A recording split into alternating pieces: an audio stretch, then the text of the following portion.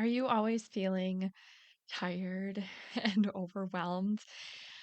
Oh, life can be that way sometimes, but good news is that I have one change that if you take a look at this and you are really honest with yourself, I can just imagine how much of a difference it makes for you because I know how much of a difference it has made for me. So, this is going to be incredible. This episode has been a long time coming, and I want to tackle it today because it is going to be incredibly helpful to you if you're always feeling tired and overwhelmed and you just aren't sure where to start. Are you ready to stop the chaos, the stress, the overwhelm that's filling your life? I'm Renee Matt, and together you and I are going to build simple routines that are going to change your life. When you put these habits into practice, you're going to be able to organize your life in a way where you can be there for your family, pay off your debt, save money, your house can stay organized, you don't have to stress about what's for dinner, and you still get time for yourself. So without further ado, let's get started. Welcome to the Routine Advantage Podcast. So I'm not going to keep you in suspense. Your one thing to focus on and to change is to limit your screen time. We need to get off of our phones. And whether it's your phone, your computer, your TV, whatever it is, when you start limiting your screen time, you will be shocked at how much better you feel. And I'm not saying this in judgment because I'm saying this to myself just as much.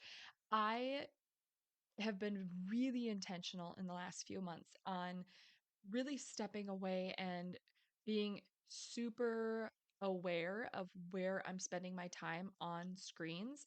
And it is so addicting. Like, I know that I am addicted to my phone and I have to pick it up. And now that I'm aware of it and I have that goal set to not be on it so much, I have to like pick it up and then physically like tell myself I don't need to be on this and I put it back down. But I've also had to put different things in place to help me stay off of it and to help me to cut those ties of having that addiction to just keep going back to and grabbing it. And I want you to be really aware of this. And maybe this is not something you struggle with. And if you don't, that is amazing. But if you're really, really honest with yourself, if you do struggle with this, or if you're not sure, be really, really honest with yourself and check and be like highly aware of where your attention is being pulled. Because when I started changing my habits when it came to screens, especially my phone, I felt so much better. I wasn't as tired. I wasn't as moody. I had more time because here's the thing. If you are on your phone, let's just say it's your phone. Even if you don't feel like you're on your phone that much, they are addicting. And you might not realize how often you are picking up your phone and opening it up and checking your messages, or you're picking up your phone and you're just swiping and you're not even necessarily going on for something, but you swipe and then you kind of look around your phone and then click on something because it catches your eye. Have you ever done that? I know I do that, and especially when I deleted Instagram off my phone, I was like searching for it and then I'm like, "Oh, it's gone. Well, let me click on something else." And for some reason I decided like email was a big thing to check on my phone. Like I never used to like be drawn to email, but now I find that if I'm not careful, I'm opening email multiple times a day just checking to see if anything's there because I'm used to checking messages and checking for those notifications. And it has been so much better when I have been like, nope, I'm not doing it. I am turning it off. I'm putting it away. And I have a list of some ideas of ways that you can help yourself limit your screen time. But I do want you to really take a look at this. If you are feeling tired and overwhelmed, I want you to look at how much you are on your screens. And on phones, especially, you can actually go to your settings and there's it's a little bit different on iPhones versus Androids, but within there, both of them, you'll be able to tell how much time you spend on your screens. And some of them will even tell you how much time or how many times you've opened it and how many times like your pickups and how many times you have just unlocked your phone to look at it. And so it's really, really interesting when you start looking at these numbers to see how much time you're spending and whether it's 1 hour, 3 hours, 5, 6, 7 hours. Like it's really common of people that I've been talking to, of myself when I wasn't doing this. It's really common to have 5 to 7 hours of screen time on your phone every day. Yeah, every day. And can you imagine, like, okay, even if you aren't getting rid of your phone completely, you're not getting rid of social media completely, but you limit it, think of how much time you will have back. If you have 3 hours a day, or if you have 5 hours a day that you are spending on your phone and you cut it in half, cut it in a quarter, even just take 1 hour off.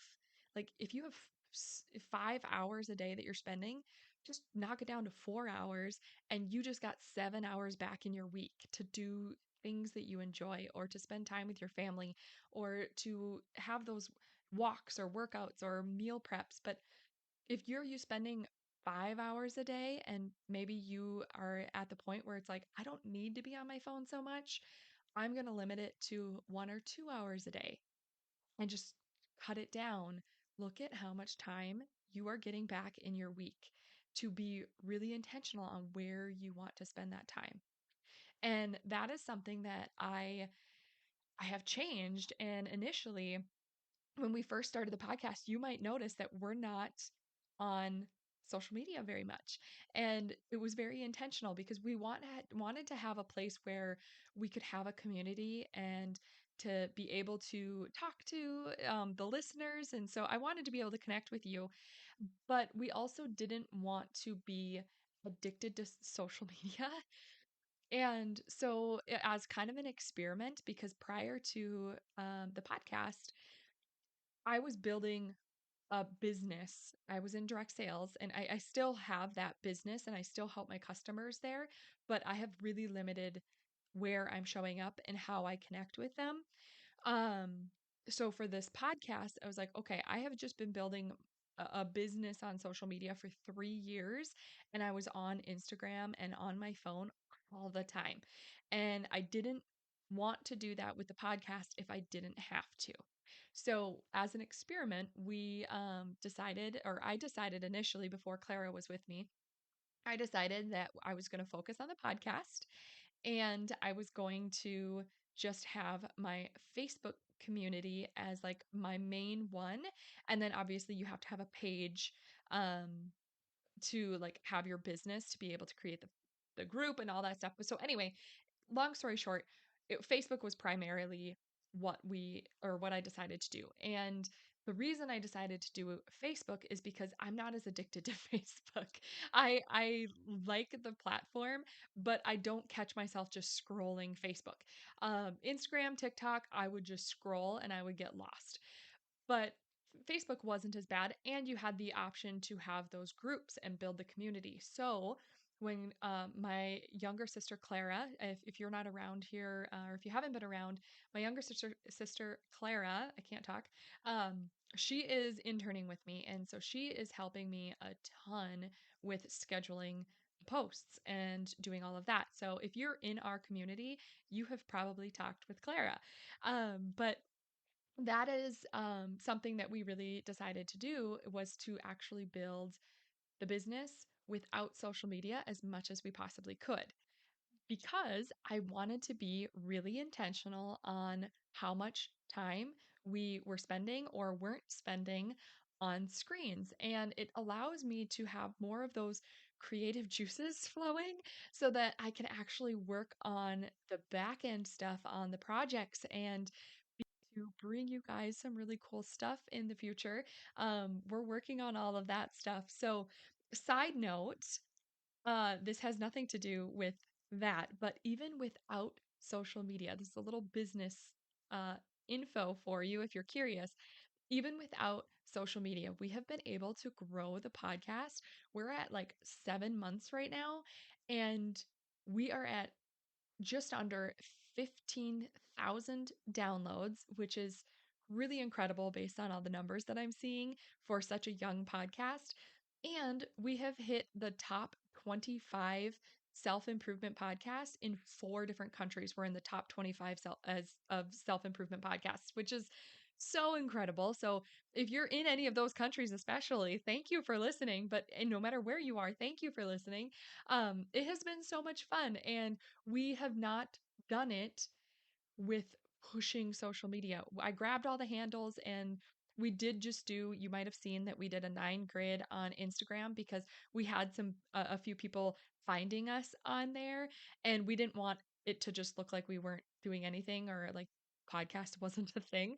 So we just did a 9 grid to help people direct them where they wanted to go or where they need to go to find where we're a little bit more active.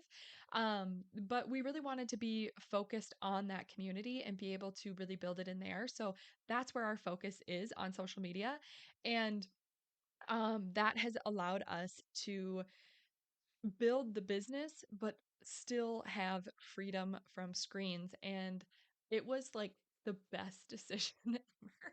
And I think Clara's super happy with it too because she can focus on more of the back end organization things that we're doing too. And it has been so much fun, and we have still not missed out on being able to really connect with a lot of women. And it has been just it's been incredible. And with that, we have still cut social media a ton. So you can still do things without spending all this time on social media. So I just want to make sure that you know that.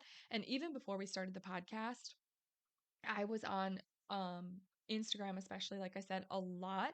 And when are on it, you don't realize how much you're looking for all of the notifications and the messages. But since I wanted to be really intentional, I actually deleted all of the apps. I first tried to just time myself and lock myself out of them, and I would ignore the timer that tells me I'm out of time, and I would just keep going. And I'm like, nope, I can't do that. I need to actually delete it. So then I would delete it and or I'm sorry, I first did the timer and then I rearranged my phone and I turned them all black, all the icons, so that they wouldn't like pop out at me. And I rearranged it so that I wasn't like so focused on grabbing the icon. And then I decided like I still wasn't staying off it as much as I wanted to. So then I just deleted it. I got it off my phone because I want to be super intentional. But now I have to go on it on my computer, and I never sit down at my computer until it's actually time for me to be working. So I still get back to everybody. I still respond to what I need to respond to, and like life goes on. I don't have to be responding to things immediately.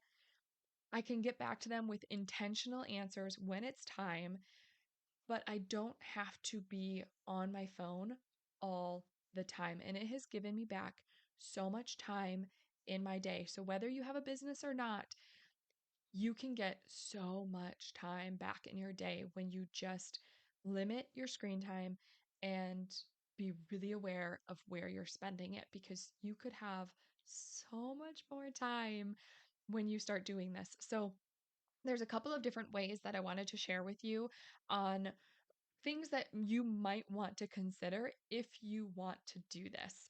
And I really encourage you to maybe even write some things down and see how you're feeling, see how much time you're spending, and really use it as an experiment to see how much better you feel and what changes you start seeing. So, a few different ways that you could limit your own screen time is to put your phone away somewhere out of reach.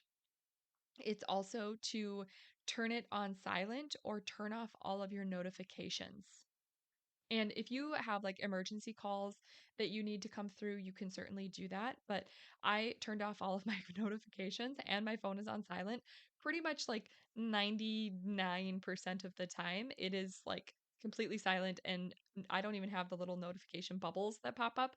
Like, I don't have any of that stuff on there. I have to actually open an app to be able to see it when it's time for me to do it, just so that it doesn't catch my attention. Like, I don't know what's wrong with my brain, but that's what happens to me. I have to like remove it completely.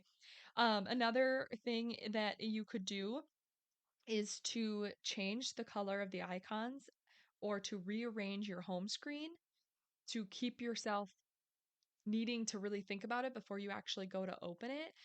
If it's not where it always is, it gives you a little bit of a delay rather than just opening it before you even realize what you're doing.